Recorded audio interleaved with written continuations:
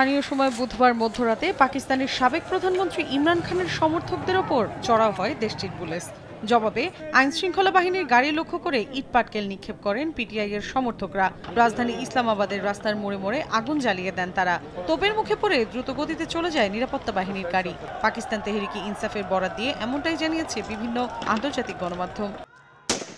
তবে সরকারের দাবি, এরই মধ্যে ইসলামাবাদের প্রাণকেন্দ্র হিসেবে পরিচিত ডিচক থেকে বিক্ষোভকারীদের হটিয়ে পুরোপুরি নিয়ন্ত্রণ নিয়েছেন তারা। তোপের মুখে পড়ে ইমরান খানের স্ত্রী বুশরা বিবি পালিয়ে গেছেন বলেও উপহাস করেন মন্ত্রীরা। পাশাপাশি বুধবার ইন্টারনেট চালু ও বৃহস্পতিবার থেকে সব স্কুল খোলার ঘোষণা দেন সংশ্লিষ্টরা। তবে পিটিআই সমর্থকদের দাবি, ইচ্ছাকৃতভাবে ভুয়া খবর ছড়াচ্ছে সরকার।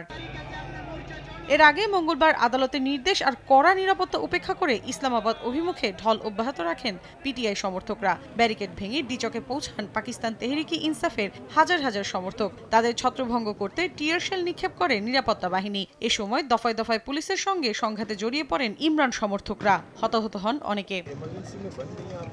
পরিস্থিতি নিয়ন্ত্রণে ইসলামাবাদে সেনা মোতায়েন করে প্রশাসন। এছাড়া পাঞ্জাব প্রদেশে ১৪৪ ধারার সময়সীমা বৃহস্পতিবার পর্যন্ত বাড়ানো হয়।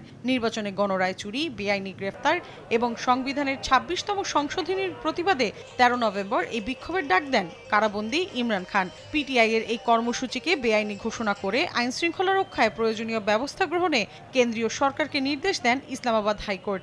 নিষিদ্ধ করা হয় সব ধরনের সভা সমাবেশ ও জমায়েত। মৌসুমী সাথী, সময় সংবাদ।